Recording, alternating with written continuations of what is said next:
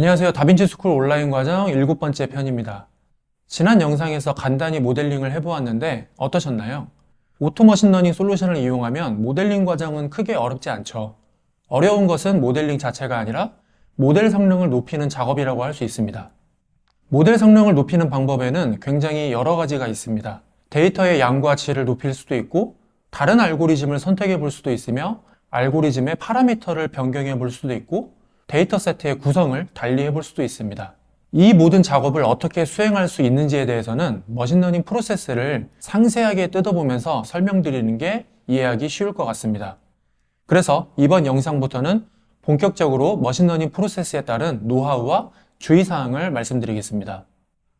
머신러닝 프로세스를 스텝 1부터 스텝 5까지 나열해보면 지금 보시는 화면과 같습니다. 가장 먼저 스텝 1, 프로젝트 준비를 해야겠죠. 무엇을 예측할 것인지, 그 예측을 통해 어떤 사업 성과를 만들어낼 것인지를 설정합니다. 모든 스텝 중에서 사실 가장 중요한 단계라고 할 수 있습니다. 왜냐하면 프로젝트가 제대로 기획되지 않으면 이후 스텝에서 아무리 노력해도 좋은 성능이 나오지 않기 때문이죠. 사업적으로 어떤 KPI를 달성할 것인지, 달성을 위해서 무엇을 예측할 필요가 있는지, 예측을 위해서 어떤 데이터가 준비되어 있는지를 함께 고려해야 합니다. 데이터 준비는 스텝 2에 해당한다고 쓰여져 있긴 하지만 실제로는 스텝 1에서 프로젝트를 기획할 때 구비되어 있는 데이터가 무엇인지 미리 고민해야 합니다. 데이터가 충분하지 않은 데다가 추가로 수집이 불가능한 경우 어차피 실패한 프로젝트가 될 테니까요. 그래서 프로젝트를 기획할 때에는 아무래도 머신러닝 모델링 경험이 풍부한 전문가와 함께 데이터를 살펴보면서 논의하는 게 좋습니다. 그 다음 스텝 2에서는 본격적으로 데이터를 정제하기 시작합니다. 보통은 데이터가 구비되어 있어도 정리가 잘 안 되어 있는 경우가 많죠. 오타도 많을 것이고 빈칸으로 빠져있는 결측치도 있을 수 있고 무엇보다 데이터를 관리하는 주체가 바뀌는 경우 데이터를 저장, 기록하는 방식이 바뀌면서 완전히 다른 양식의 데이터가 되기도 합니다. 이렇게 정리가 잘 되어 있지 않은 데이터를 바로 모델링하게 되면 컴퓨터는 이 데이터를 이해하지 못합니다. 그래서 오타를 수정하고 필요 없는 변수를 제거하고 모델링에 도움이 되는 새로운 변수를 추가하는 모든 작업들을 진행하게 됩니다. 어떻게 보면 머신러닝 프로세스에서 가장 시간이 많이 걸리고 어려운 작업이라고 할 수 있습니다. 그 다음 스텝 3부터는 자동화 머신러닝 솔루션을 통해 쉽고 빠르게 진행하실 수 있습니다. 단지 지난 실습 시간에서 말씀드린 것처럼 모델링을 빠르게 한 뒤 성능을 높이는 고도화 작업에 시간을 투입하시면 좋겠죠.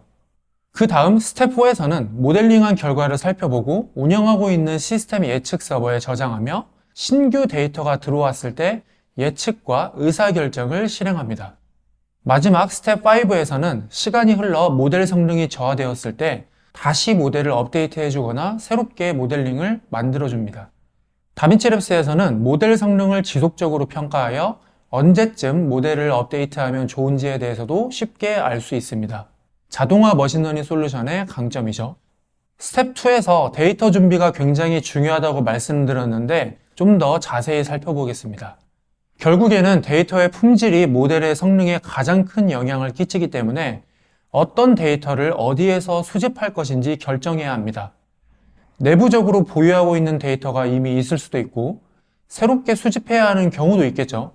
분야마다 다르겠지만 공개된 공식 데이터를 활용해 볼 수도 있을 것이고 회사에서 직접 서베이를 실시하거나 로그 데이터 또는 고객 데이터를 수집해야 하는 경우도 있을 겁니다.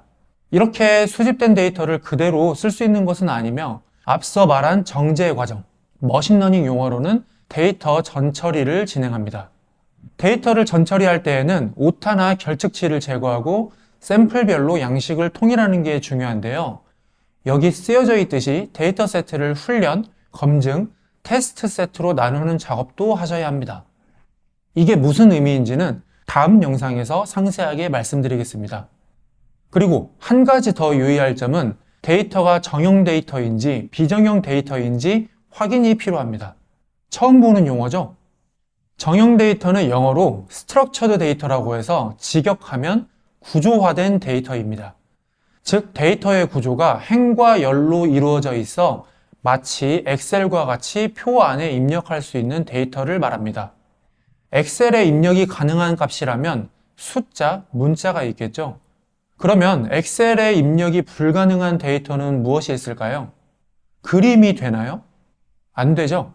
문서 파일이나 음성 파일, 영상 파일 이런 것들은 엑셀에 입력할 수 있나요? 안 됩니다.